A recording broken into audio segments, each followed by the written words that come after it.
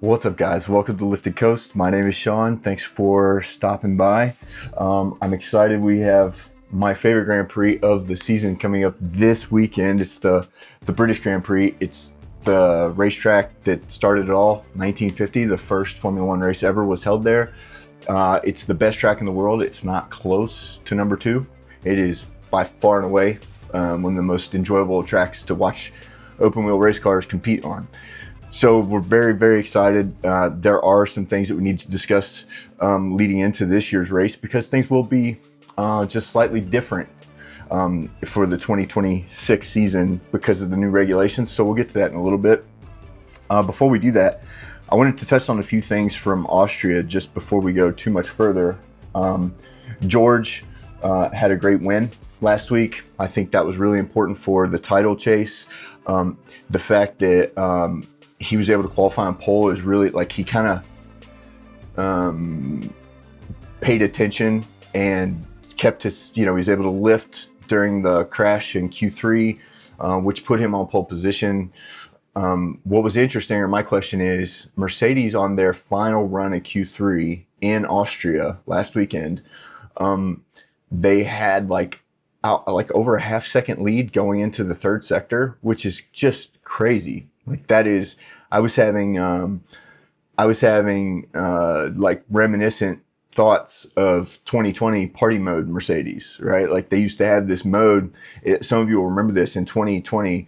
Mercedes, they had this specialty on their power unit that they could essentially turn the engine all the way up to like 11, right? Put it in party mode for just a handful of laps per weekend, and then turn it back down for like normal racing conditions. So they would kind of always say that for like their final run in Q3, they would save it for maybe lap 1 or 2 of a restart, under certain circumstances where maybe the cars behind them were on fresh tires. They could dial it up to 11. But then the FIA came out pre-Monza 2020, and they said, hey, whatever mode you qualify in, that is the mode you have to race the entirety of the race in. Right. And so Lewis Hamilton even said at the time, they're trying to clip our wings. And it was pretty clear because, and this was like one of the key factors of like Christian Horner being at Red Bull at that time. They were a new Honda partner, or relatively new Honda partner at the time. They had been with Honda for a couple of years. And I think Honda was doing a great job with the power unit. They went on to win several world titles with Red Bull, right? Ferrari had been in trouble with the power unit, but they were, in 2020 was kind of a bad year for Ferrari, but they were going to come back better and stronger in the future, and they knew that. But I think the one thing that Mercedes had an advantage on everybody is they could control what their engine did and when it did it. And so I'm not saying that we're back in those days or that Mercedes is doing anything untoward or violating any rules. I'm just saying there's been a couple times this season where their last lap in Q3 was like substantially better than any lap they had previously put in. I'm not comparing them to other cars. I'm just comparing their lap to their previous laps. If you're going to try to sell that's track evolution, like I don't think the track can evolve by a half second in a 12-minute quality period. Like that's nuts. So maybe your drivers made mistakes and the track evolved, and that's where the half second came from. But like Charles and Lewis were 1-2. George saw the wreck of Max and lifted significantly, cost himself major time, and was able to get back on throttle and still be faster than Charles and Max were. So it was interesting. But the only reason that even becomes part of the conversation is because George saw that it was a single wave yellow. And we all know the difference. Single wave yellow is you have to lift significantly and slow during the small sector where there is a yellow flag. That's all you have to do. A double wave yellow, you have to slow down and be prepared to stop. So that is essentially aborting your qualifying lap. Well, George didn't abort the lap. He did lift, and then he finished first because he qualified first. Kimi cost himself his qualifying position by essentially bailing on his final run in Q3. So I thought Kimi did really, really well, though, in Austria to like consolidate a third, because here's the truth. Max was coming. Like Max started fifth. George started first. George raced a clean race. He had no problems, and he had a decent strategy. When they crossed the finish line, Max was 1.6 seconds behind George. Okay, Max Verstappen in the Red Bull was 1.6 behind the Mercedes of George Russell. So basically, if this race goes any number of other ways, or if Max doesn't wreck in Q3 and he's qualifying in the top 2 or 3, I think Max gets a win here. I think 9 times out of 10, if we replay that Austria Grand Prix in the exact same conditions, I think Max is potentially, winning the race.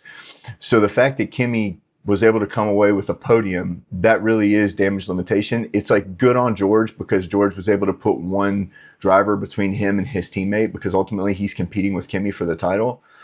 So it was a great weekend for George. There's a lot for him to be excited about. He needs more weekends like this. It was a great weekend for Max. It was a great weekend for Red Bull to go, hey, like they brought updates in the Verstappen car. Those updates seem to really work. That's exciting. And then Kimi Antonelli had a really good sort of like off day. If your off day is third and you're on the podium, if Kimi can stay 1 spot or 2 spots behind George on the weekends when George is really crushing it, and then also throw in the weekends where Kimi crushes it and wins going away, that will bode well for his title competition in 2026. Like that will bode well for him being the Drivers' World Champion. So I thought that was interesting. It was sort of like 1, 2, and 3, all those guys won, but Mercedes was the only team that had both drivers kind of like all systems go.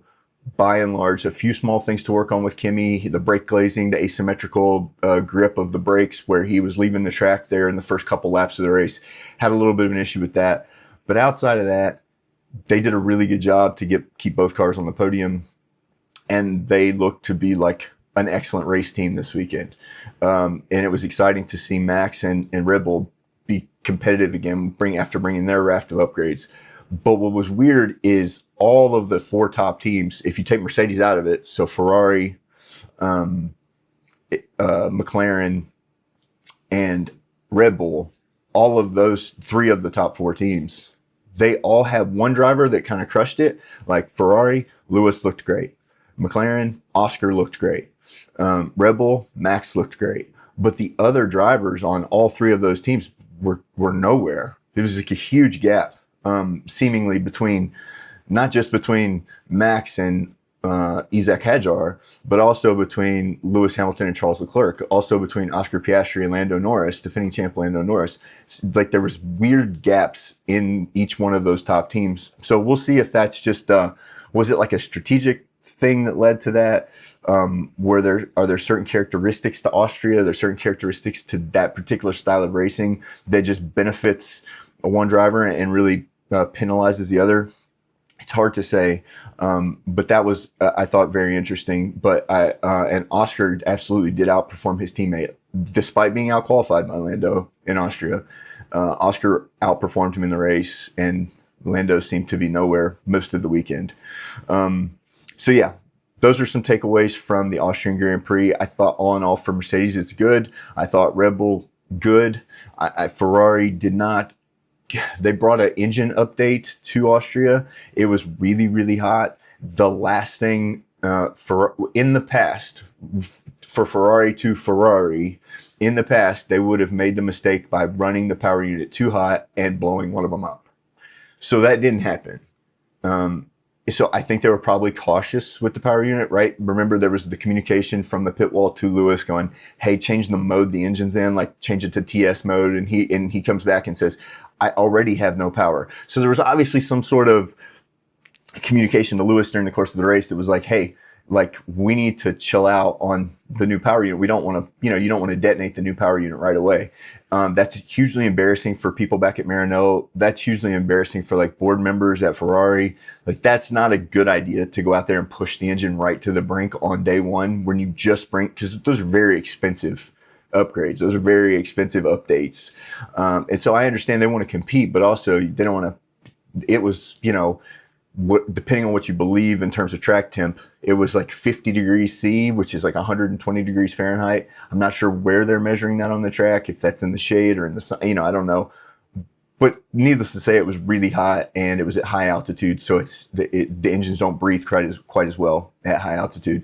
So I think Ferrari erred on the side of caution, turned the engines down a little bit. I think they'll perform better this coming weekend because though it's still warm, in the UK at Silverstone. It's not nearly as warm as it was in Austria last weekend. Also, there is a lot more air. It's closer to sea level, and it's a flat, open. It may be too much wind, too much air. It may be a problem at Silverstone, but not enough air is not going to be the issue. So anyway, I thought Ferrari actually did good to just not blow up their engines, not be overly excited about the updates, and just get them out there, get them broken in, start using them, start learning from them. I think they had a critique coming out of the race that they didn't get as much data as they would have liked. That's disappointing. But outside of that, they'll get the opportunity to learn some more this coming weekend. And then McLaren doesn't seem to have, like Oscar said this, they don't really have any problems. They're just not particularly good anywhere, right?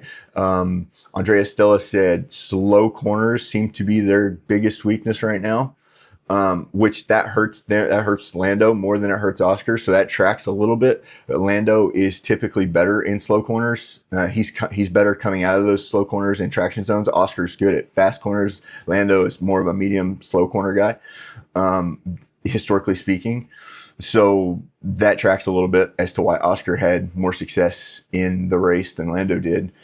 But they don't really seem to have any problems. They're just behind. They're behind. And anytime a customer team, when we switch to new power units, when we switch new regulations, new formulas, it's most detrimental to customer teams early in those regulations, because these are very complex, like engine regs, power limit, pending period. These are highly governed.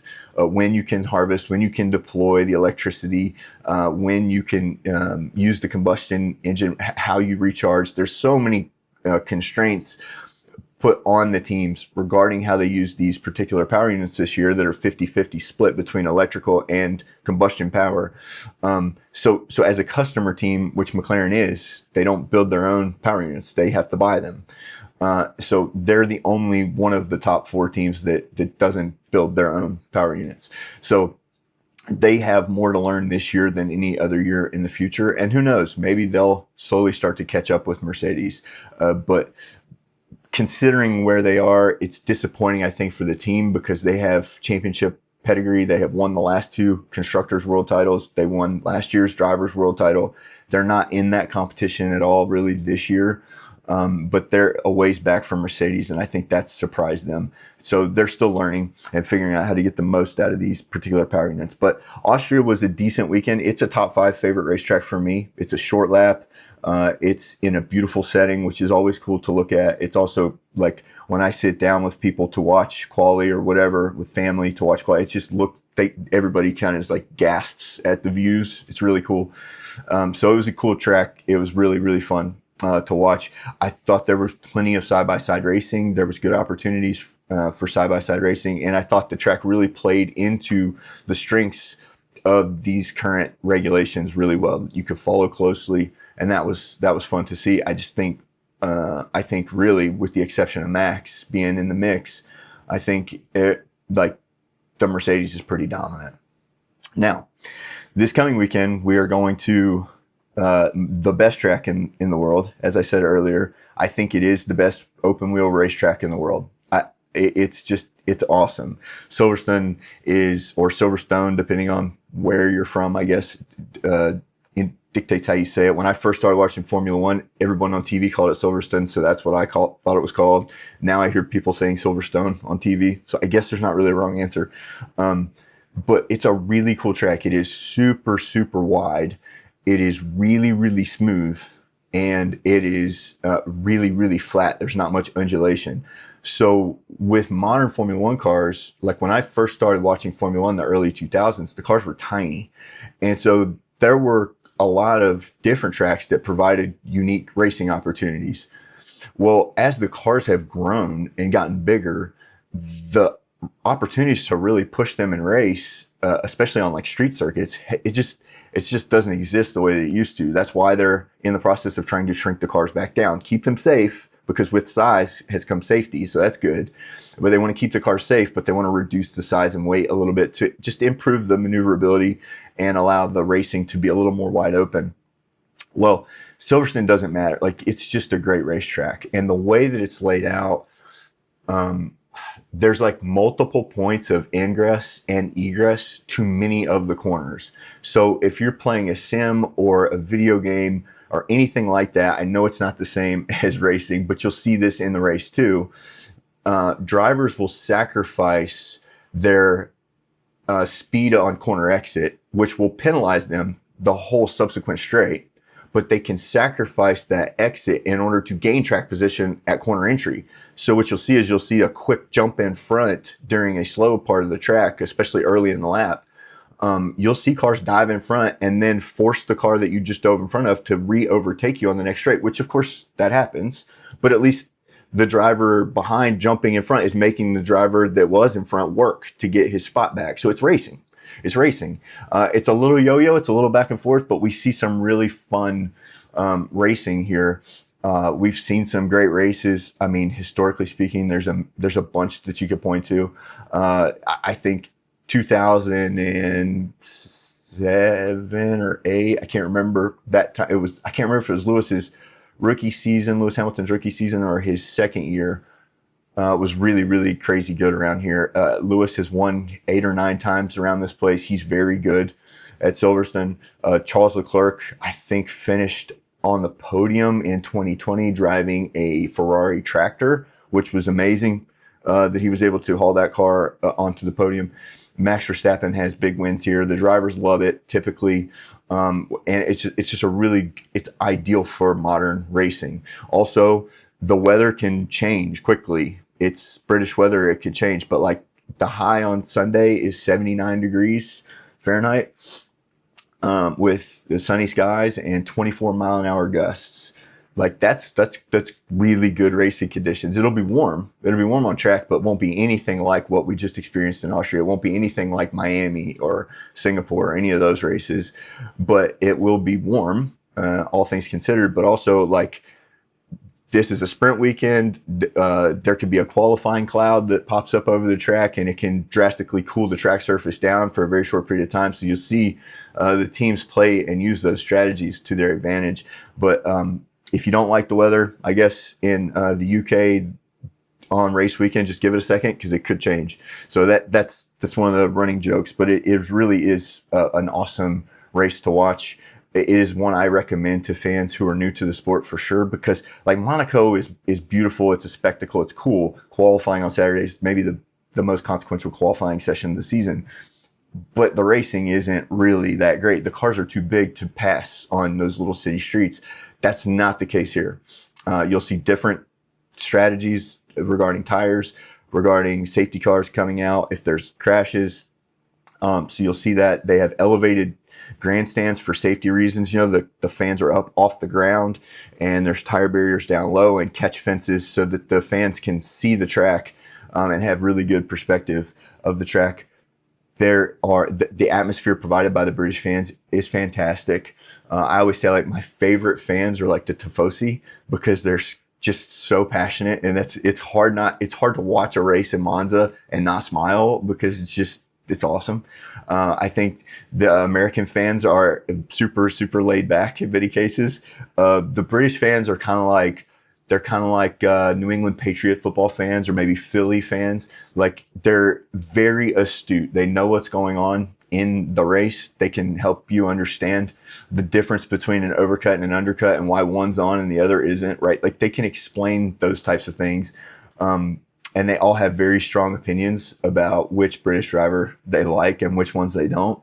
So it's a really cool fan atmosphere, and they seem to really get into the race. But that changes kind of the vibe of the weekend. For the drivers, it changes the way they feel. For the teams, 7 of the 11 teams, are located in Motorsport Valley, in like a 30-mile radius in the central UK. So like, this is the home race for many of the teams.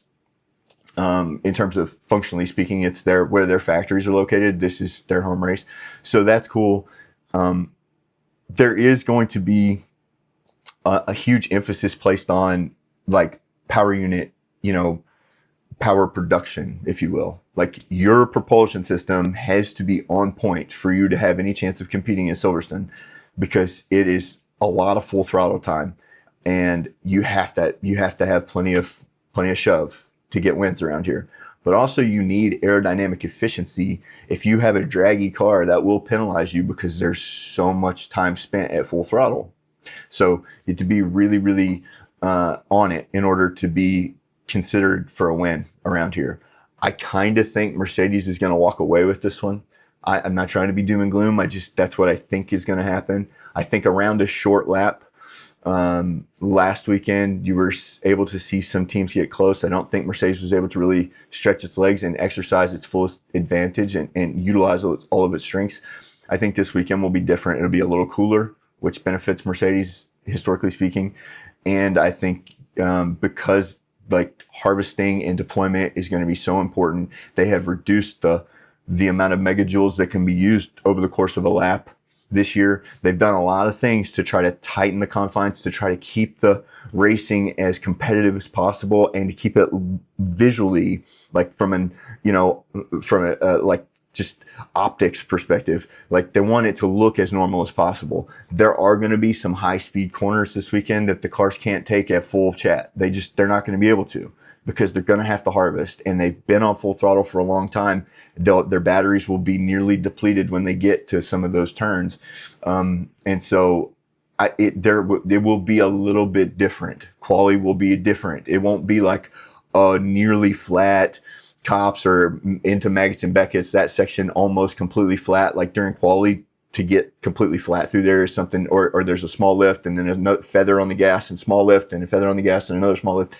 I don't think they'll be able to do that this year. I think there's going to have to be some like intentional harvesting or super clipping, or they'll have to recharge the batteries. They're just going to have to do that.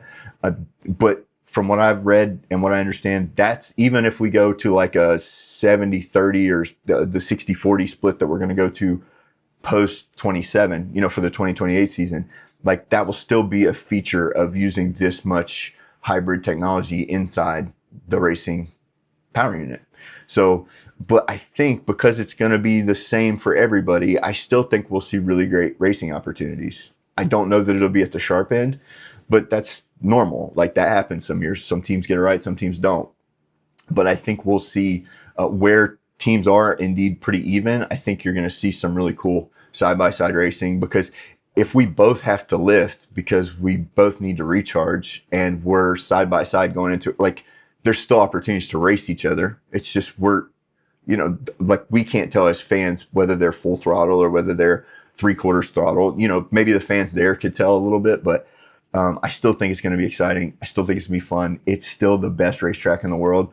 But these regs don't do it any favors. They don't do the track any favors. This particular type of track, it doesn't highlight the strengths of what these current cars can do. And again, this is just temporary. We'll see how we continue moving forward with the power units. I just refuse to complain because I think it's still going to be shiny race cars going like crazy around an open wheel circuit, and it's going to be fun to watch. So I definitely invite everyone to take a look. The McLaren team is coming with a new livery this weekend. I don't know if anybody saw pictures. It's pretty cool. It's weird though, because it's like white and green. Not sure I love it, just because we've become accustomed to something different, but it's cool that they try different stuff. Williams is supposed to have a special livery.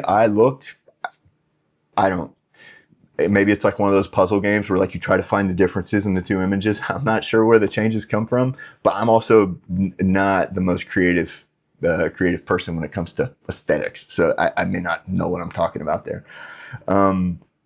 One of the big questions that was coming up this season over and over again, I've heard a couple times, is regarding Williams, is James Vowles. There are people trying to fire him already right now. There are pundits, podcasters, YouTubers, and journalists alike all trying to get James Vowles canned. Here's the thing, guys. Remember this. Like, if you fire James Vowles, you have to do what? You have to replace him with somebody. So where is the upgrade going to come from? Where is the genius of modern Formula One racing that is going to be able to help Williams overcome all of its infrastructural shortcomings that were due to financial things, right? When the Williams family, the last several years they owned the team, they could not afford to invest the resource into the team that the team needed to compete at the highest end. So Williams is left behind. And that's why they've asked for special dispensation to be able to break cost caps so that they could get infrastructural things changed. I've been an advocate in the past. Doralton Capital, who owns Williams race team now, I would mandate as a board, violate the cost cap, get all the infrastructural things fixed. We'll pay whatever fines and penalties we have to pay. We'll finish 11th. It's fine. But like, get it fixed and get the factory up to par, get the software up to par, get the different things that are needed to make us competitive, get them in place. I don't know if it's that simple. I don't like it, the penalties may be, I may be ignorant to the severity of those penalties is what I'm saying. Like, they may get kicked out of Formula One for a year or something if they did that. I don't know. But I certainly would not lay this current problem at the feet of James Vowles exclusively. I think he's got a really hard mission. And I think that because he's good as a communicator, he kind of convinced all of us that they're going to do better. I thought they were always going to struggle this year. I think they will get better as time goes on. They have the best engine partner a customer team can have. I think you'll see them make progress. If Carlos Sainz is angry and wants to leave, like, I know that irritates fans. I'm sure Carlos is irritated. This is not what he was hoping for. But at the end of the day, Williams will get better. But this year was a bit of like, they hit rough waters. But just like Zach Brown in like 2021, we had like 2020 through 2021, you had McLaren building. And by the 2021 season, like, remember Monza, because Max and Lewis crashed, you had Ricciardo and Lando 1-2. Remember at Sochi, Lando was 1, Lewis was 2. Lewis stopped because Lando didn't. He just did the opposite of Lando. The rain came and Lewis ended up getting that dub. But there was a couple races on the bounce McLaren could have won in 2021. Well, then when the 2022 regulations come out, the little fenders at the front in Bahrain during testing, those things are breaking. They had brake fires. Like, everybody was ready to fire Zach Brown. It's like, well, wait a minute. Like, give him a chance. How silly would that be now to fire Zach Brown in how silly would you feel if you were an advocate of firing Zach Brown in 2022? Like, where's your upgrade guy that was going to take over? Everybody was like, Andrea Stella left, James Keys was fired. There's all the kinds of problems internally at McLaren. And I was just going, hey, Zach Brown is the CEO. He found weaknesses. He's addressing them. Give him a chance. He has to make a few more changes. I would say the same is true for James Vowles. Like, he has to make a few more changes. He's doing a good job of selling the team. He's doing a good job of enlisting top drivers to want to race there. But at the end of the day, Carlos Sainz can be mad. Where's his upgrade? Where's he going to go? Name the team that's so much better that's going to hire Carlos. Like, Carlos went to Williams because his option was Williams and Alpine. And he chose what he felt to be the better of those two options. If he feels differently now, he could switch and go to Alpine. But, like, who would you put your money on the next 3 years to be better out of those two? I think Alpine's going to be a handful, and they're very, very good. But I'm not so sure that I would rather work for Flavio at Alpine that kind of feels for sale, maybe isn't for sale. We're not sure how much Renault's invested to like staying at Williams, which Doralton seems to be 100% behind. Like, I don't. There's ups and downs to both jobs. I want to see Williams be good again too.